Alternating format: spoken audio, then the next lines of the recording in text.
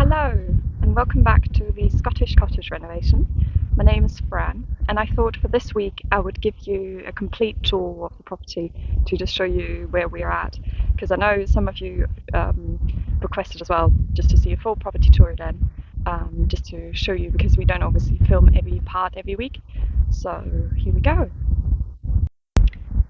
I think the biggest change from the first property tour that we published in April is that we've got obviously still a few building materials here. So this is our second load of hardcore.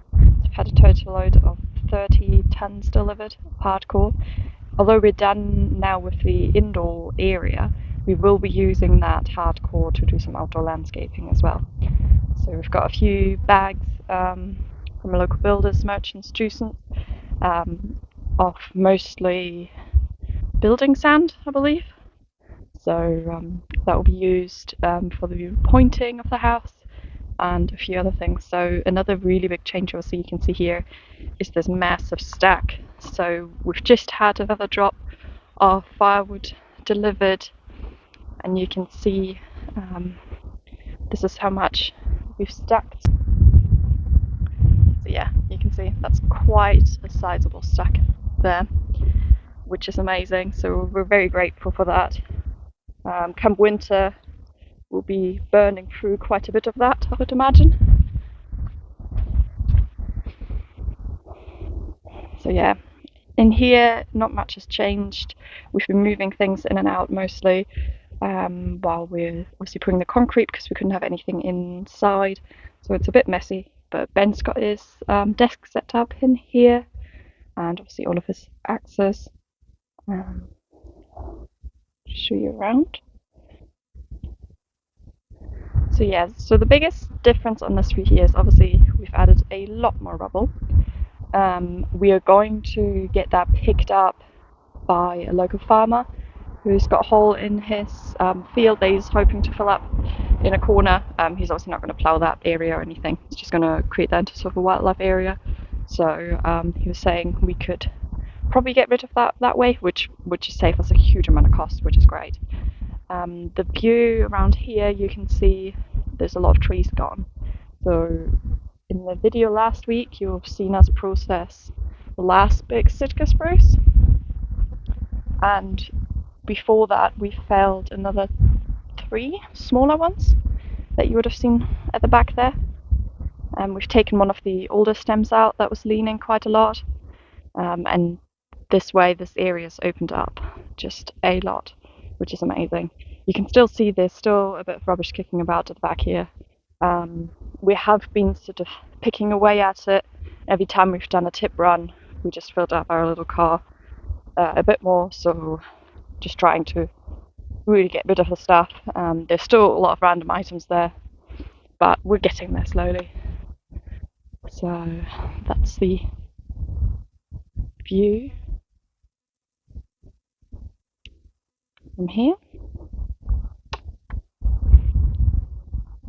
We have been sitting out the back here. I know today isn't the most sunniest day, but we've been sitting out the back here a lot when it is sunny and warmer, because this is south facing, so the beech trees give us quite a bit of shade, which is lovely. And the other night we sat out here and watched the stars and that sort of thing, which was just really nice. So you can see our little bale tent is still holding up, which is great. I've been very grateful for Jenny that she lent us the bell tent. It's just been a wonderful accommodation actually for the summer. So we're still hoping to be in by winter, or at least by November, but we'll see how that goes. So the difference here is we've taken one of the honeysuckles out, and we've taken this entire fence line out here as well.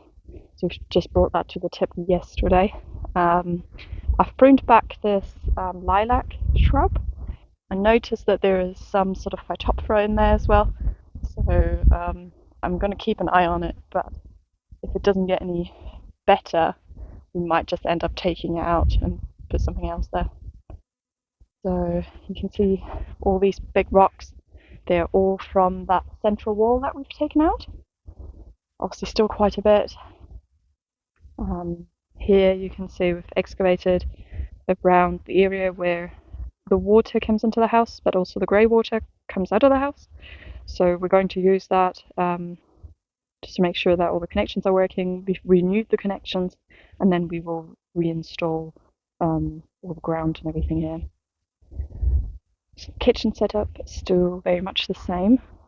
It's been working really well. We've been very happy with it. The past 5 months we've been managing to cook most meals from scratch in here. But let's move inside and see what it looks like. So, during the last property tour, I think we still had a wall here. So I'm just going to walk to the back of this wall here and then just give you a round view. So you can see at the moment there's no walls from one end to the other. We've taken all the stud walls out and then also the central wall here, which I think was a great decision because they were all quite rotten or had woodworm, so we just rather started fully from scratch here.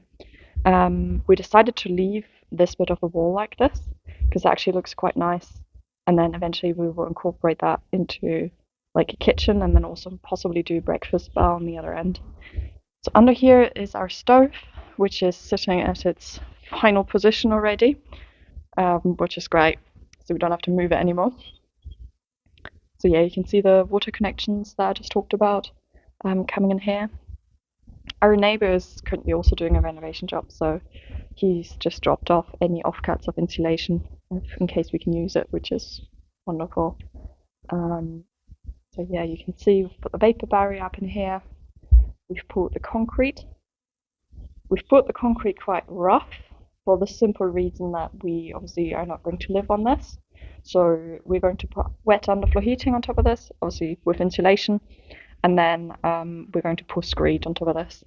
So at the moment we've got both windows out, the living room window and the kitchen window here, which just makes it a lot easier. You can see where the truck drove in for the concrete. That's probably what's going to happen for the screed as well, so he can just drive in.